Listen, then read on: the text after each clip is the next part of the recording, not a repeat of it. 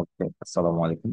আমরা আরেকটা সিকিউর একটা টেকনিক দেখবো, যেটা হচ্ছে যে আমাকে ফাংশন থেকে আপনাকে ইনভার্স ফাংশন বের করতে বলে। যেমন ধরেন, আপনাকে এরকম একটা ফাংশন দেওয়া আছে যে বি একটা ম্যাট্রিক্স, যেখানে এফ অফ এক্স ইকুয়াল হচ্ছে 3x³ 2x minus 2x² plus 11x দেওয়া আছে। আপনাকে ফাংশন অফ এক্স থেকে ইনভার্স ফাংশনটা বের করতে হবে। এখন দেখেন, নর্মালি আপনার ইনভার্স ফাংশন একরকম পাই, বাট এখানে এই ইনভার্স ফাংশন বের করতে হবে না, আমাদের ফাংশন থেকে বের করতে হবে। ঠিক আছে, তার আগে আমরা একটা কিছু বুঝি। কোন ম্যাট্রিক্সের সাথে অবশ্যই ম্যাট্রিক্স যোগ করা লাগবে, অন্য কোনো কিছু যোগ করা যাবে। আবার বলতেছি, কোনো ম্যাট্রিক্সের সাথে অবশ্যই ম্যাট্রিক্স যোগ করা হবে, কোনো ম্যাট্রিক্সের সাথে অন্য কোনো ম্যাট্রিক্স গুণ করা হবে, কোনো ম্যাট্রিক্সের সাথে আমরা কি করবো, কোনো ম্যাট্রিক্স বিয়োগ করবো। মাথায় রাখবে। ওকে, সো কোন ম্যাট্রিক্সের সাথে কোনো ধ্রুবক যোগ করা যাবে না, সহজ করতে হবে। ঠিক আছে। আচ্ছা, আমাদেরকে দেওয়া আছে কি, এফ অফ এক্স ইকুয়াল কি দেওয়া আছে, 3x³ minus 2x² plus 11x। এখন বলছে এফ অফ বি, সুতরাং এফ অফ বি ইকুয়াল লিখতে পারি 3b³ minus 2b² plus 11b equal কত বলতেছে, আইডেন্টিটি ম্যাট্রিক্স।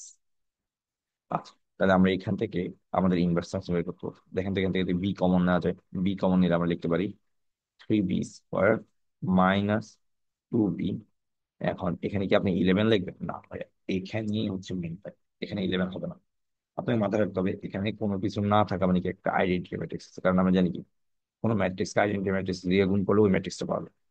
আর এখানে আইডেন্টিটি ম্যাট্রিক্স অবশ্যই থাকবে। ঠিক আছে, কারণ আগেই বলছে ম্যাট্রিক্সের সাথে ম্যাট্রিক্সের যোগ হবে, ম্যাট্রিক্সের সাথে ম্যাট্রিক্সেরই বিয়োগ হবে, অন্য কোনো কিছুর সাথে না।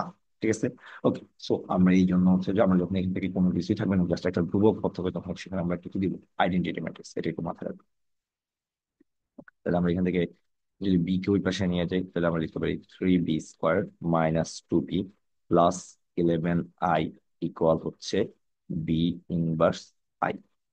আমরা জানি কোনো ম্যাট্রিক্সের সাথে যদি আইডেন্টিটি ম্যাট্রিক্স গুণ করে ওই ম্যাট্রিক্সটা পাই, আমরা মাত্র শিখে একটু, আমরা তার আগে কনসেপ্টে শিখে আসছি, কোনো ম্যাট্রিক্সের সাথে আইডেন্টিটি ম্যাট্রিক্স গুণ করলে ওই ম্যাট্রিক্সটাই পাওয়া যায়। তাহলে এখান থেকে বি ইনভার্স আই ইকুয়াল কত লিখতে পারি, বি ইনভার্স ইকুয়াল লিখতে পারি 3b² minus 2b plus 11i।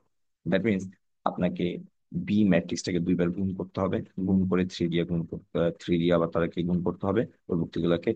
আর বি ম্যাট্রিক্স একটু দিয়ে গুণ করতে হবে, তার থেকে বিয়োগ করতে হবে, আর 11i এটা যোগ করে দিতে হবে। তাহলে আমরা কোন ম্যাট্রিক্সটা পাবো, বি ইনভার্স ম্যাট্রিক্স পাবো। আশা করি সবাই ক্লিয়ার হইতে পারছি যে আসলে কিভাবে আমরা একটা ফাংশন থেকে ইনভার্স ফাংশন বের করবো। আবার বলতেছি যে আমাদেরকে একটা ইনভার্স ফাংশন দেওয়া থাকবে, সেখান থেকে আমরা হচ্ছে যে, তো একটা ফাংশন দেওয়া থাকবে, সেখান থেকে আমরা ইনভার্স ফাংশন বের করবো। তাহলে আমরা কি করবো, প্রথমে হচ্ছে ওই ফাংশনটাকে লিখবো ইকুয়াল আইডেন্টি, তাহলে সেখান থেকে আমরা কমন দেবো আমাদের যে ব্যাপারটা, যেখানে আসলে বি শুধুমাত্র বি দেওয়া আছে, ওইটা যদি কমন, তাহলে ওখানে শুধুমাত্র ধ্রুবক পদটা থাকবে, কিন্তু ধ্রুবক পদ থাকবে না। মাথায় রাখতে হবে যে এখানে একটা আইডেন্টিটি ম্যাট্রিক্স উপস্থিত আছে। কোন ম্যাট্রিক্সের সাথে, আবারও বলতেছি ভাইয়া, যে আইডেন্টি মানে কোন ম্যাট্রিক্সের সাথে ম্যাট্রিক্সের যোগ হবে, কোন ম্যাট্রিক্সের সাথে ম্যাট্রিক্সেরই গুণ হবে। ক্লিয়ার?